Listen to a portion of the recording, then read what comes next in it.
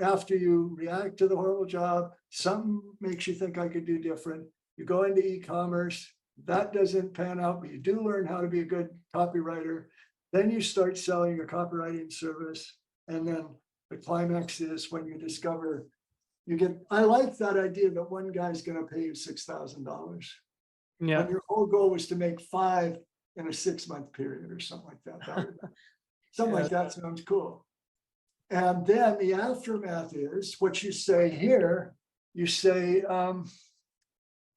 since then, I've, shortly after that, I paid off all my debts. And since I began doing that, I now have traveled.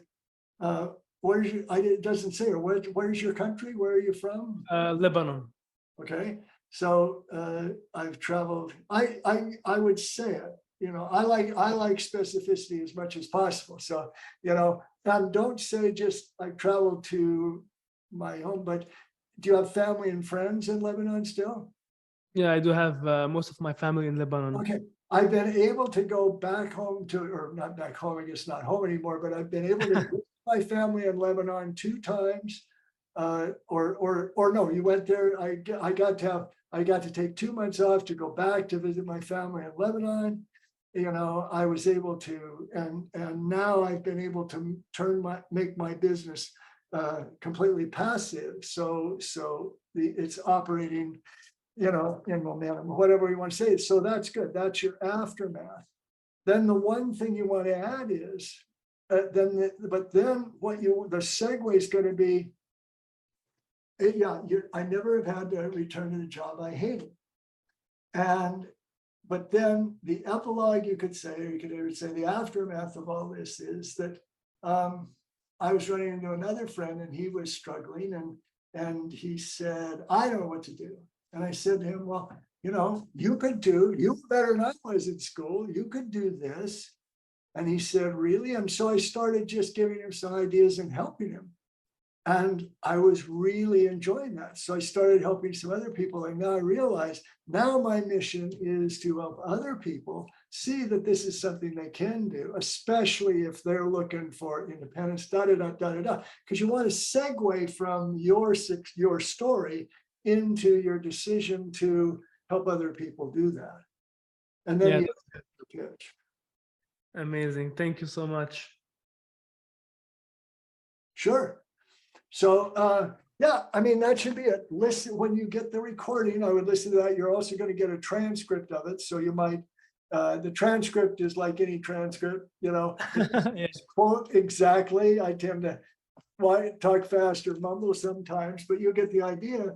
And then if you want, what you might consider doing is when you've done the new story, like actually written it or how are you going to present this story? Are you going to write it out, or are you going to be doing it on Loom